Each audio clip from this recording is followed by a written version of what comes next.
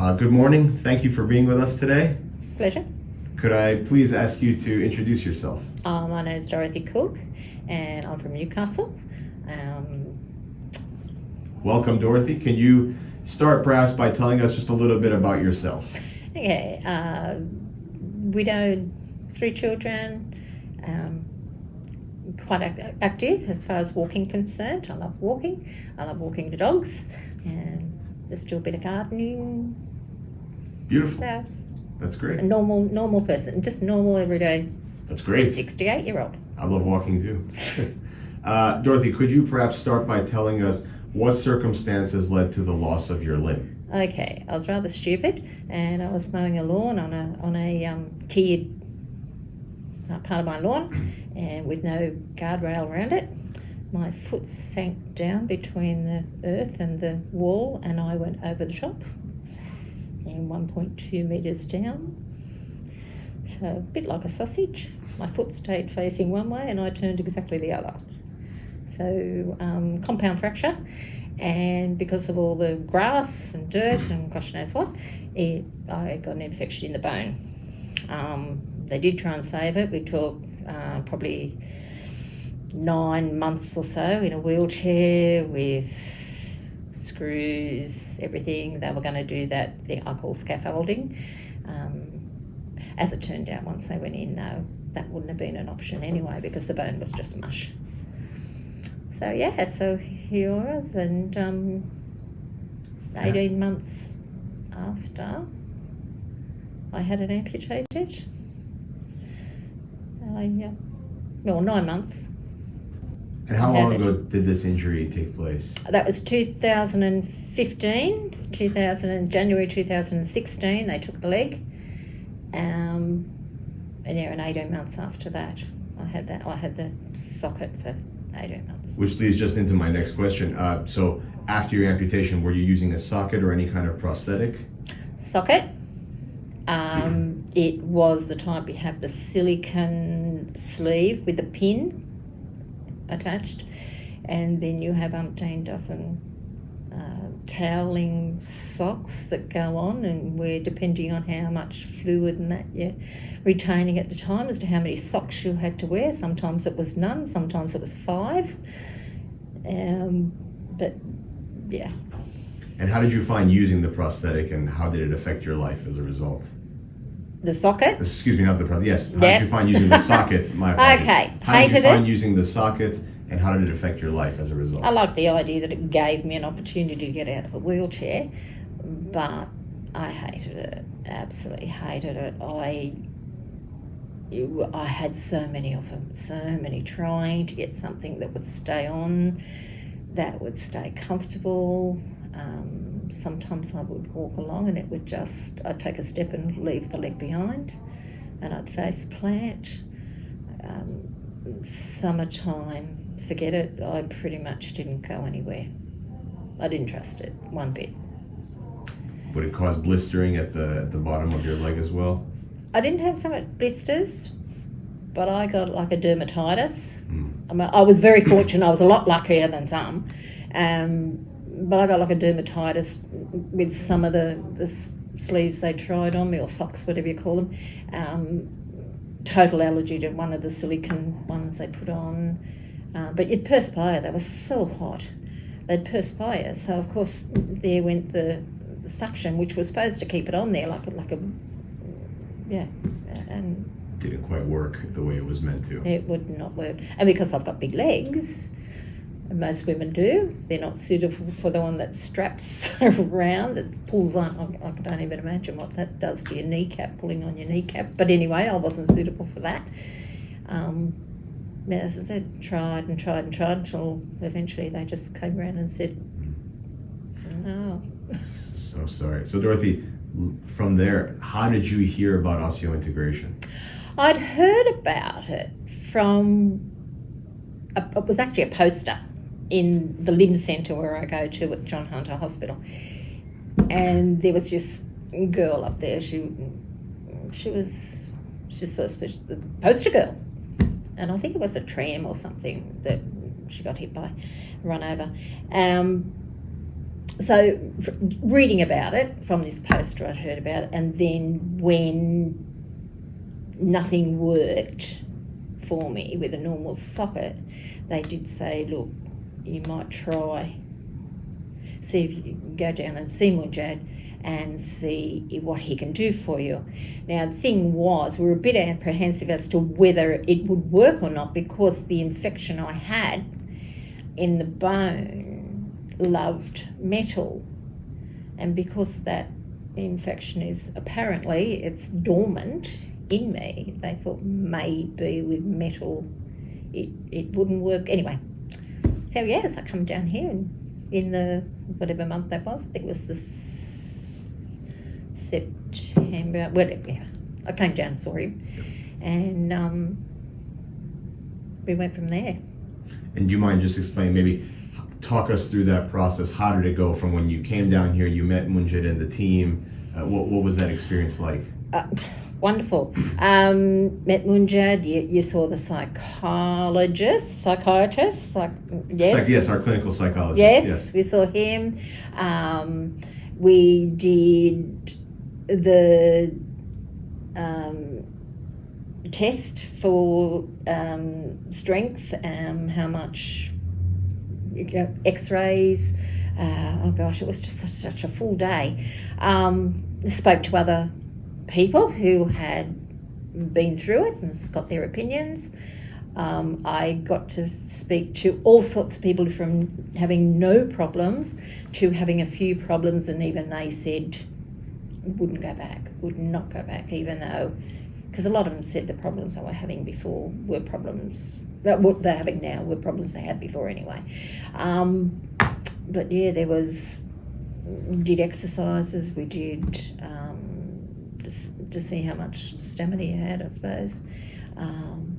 Gosh, it was just, yeah, amazing what we had to go through to make sure that I was a candidate for it, apart from all the x-rays and the bone tests, all that sort of stuff that he does. Yes, absolutely. I know that the team takes qualification for osseointegration very seriously. Yes. To make sure that every patient is right for the procedure. All the medical questions, have you got this, have you got that, diabetes, all that sort of thing, which I had none of.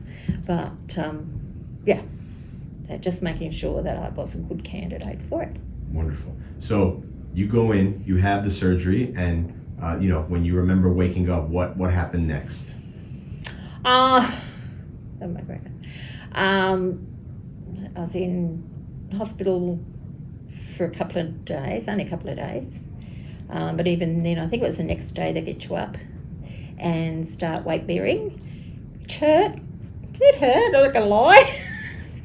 But you only do it for a few minutes to start with, and on minimum, I think it's 5 kilos you start off with, and then you work up there. Then I transferred over to the rehab, where I was supposed to stay for quite some time. But what was your initial feeling? I've heard other osteo patients say that the first time they actually, because the implant is in your bone, you almost feel like you can feel the ground again. Yes. The first time you take the first steps. What was that like when you took your first steps? That's amazing. And you get to walk properly rather than having to lift with a normal socket. You always seem to be lifting from the hip to walk. It's just not a normal gait you use. But once the physio started into actually walking on it, and you find that you actually walk normally. I mean, it's not a thing that you start off doing, because it's still sore, and you do tend to favour the leg a bit, but just to feel that you're on grass or you're on concrete or carpet, or you can feel all those sensations without actually looking down to see where you are. And Dorothy, how would you say, as a result of having osseointegration, how has your life changed? Oh gosh, from not being confident going out at all, because as I said, leg would fall off, or you couldn't wear the socket because it was so heavy. You got tired. So it'd only be on for maybe an hour or two. Going from that to having it on, I mean, once you're healed and do all that, I don't take it off except to go to bed, and even then I sometimes don't bother. But I can walk anywhere. I can walk up hills. My normal walk with my dogs is an hour, and I go up pretty long hills, pretty steep hills, and down, and it does not faze me in the least. I go anywhere at all. And that kind of ties into what I wanted to ask you next. Like, what kind of things are you able to do now that you couldn't do before? Everything. There's nothing I can't do. There's nothing. Mother's Day, we were climbing all over rocks at Summersby Falls, much to my daughter's horror. But yeah, just climbed all over. The limitations I have are ones I put on myself, nothing to do with the leg. It's just being my age. I do get a bit worried about from here on, if I break a hip or anything, it's not going to be like I was when I was maybe 40s or whatever. But I swim occasionally. I don't do it all the time. No, I haven't got any limitations at all. I garden. I mow the lawn occasionally, which is what I was doing when I actually lost, when I had the fall. But no limitations at all. I don't run, but that's because I'm not. I don't run. No problem. And what would you say the reaction has been from your friends and family? How have they responded to, the changes you've undergone since having osseointegration? Anyone, I think I could climb bloody Mount Everest the way they carry on. You're wonderful. But they're good. They don't. And if I don't tell anybody, which I just assume people know, because I've had it for so long. But yeah, if you don't tell anybody, and then they go, "Oh, you're an amputee." Yeah. My brother walked not straight past me. He was walking behind me. He was supposed to be meeting me somewhere. And he saw what he thought was me up ahead of him. He went, "Oh, that's not her. She's not limping." But it was me. I don't limp. That's how good it is. There's no limping. There's all pretty much unperceivable limping. I know that from personal experience. When I first met you, Dorothy, I remember you were wearing long pants, and I had no idea you were an amputee until I saw your file and realized, oh, you're actually an osseointegration patient. Yes. So I completely understand, because I never would have thought that you were an amputee either. So what kind of things are you looking forward to doing now? What kind of goals have you set for yourself? Anything you want to share? I've had goals since day one. I'm going overseas and doing more trekking holidays rather than just staying in the city. I mean, that's been forever. So I think I've pretty much day-to-day life. I think all my goals are there. I can do anything I want to. That was the big thing. Just being confident to do anything you want to do. Not feel like you should have to stay close to something and hang on to it. so if anything happens. But no, I think I'm everyday life. I think I'm there with everything I want to do. Other than that, it'd be like anybody else. Your goals are to go overseas. Your goals are to maybe trek in the outback or whatever. But Dorothy, what advice would you offer to an amputee who, perhaps maybe watching this interview, or someone who is in a similar position to what you were in after your amputation and is perhaps considering osseointegration but isn't sure if it's for them? What advice would you offer those people? Do it. Just do it. I was 61 or 60 when I lost my leg. Well, broke it. 61 when I lost it, and 63 when I had integration done. that time with a socket, I don't even want to think about. Horrible.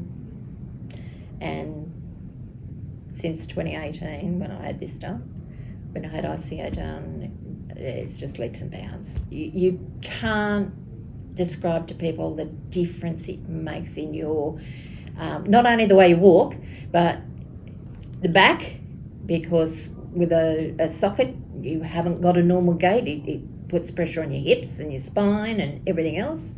That pretty much goes back to normal. You've got confidence. You get confidence back. I lacked a lot of confidence. Sometimes I just didn't even want to go anywhere. I just didn't want to go, whether the leg would stay on or not. I just didn't want to go. But now I've no problems at all. It's almost like it never happened. That's how good it is. It's like it never happened. If you've got to have a false leg, this is the one. Wouldn't even call it a false leg. I mean, it's yours, yeah. But of course, Yeah. I understand what you mean. Well, if it's not false, you can't take it off. That's true. Finally, Dorothy, the last thing I'd like to ask you is, if Professor Al Muderis were here right now, what would you like to say to him? Oh, thank you. I think I've thanked him so many times. Thank you. You can't thank him enough. You really can't thank him enough for everything he's just done for us. He's wonderful. Absolutely wonderful. Dorothy, thank you so much for your time today. Pleasure. It was great having you here. Absolute pleasure.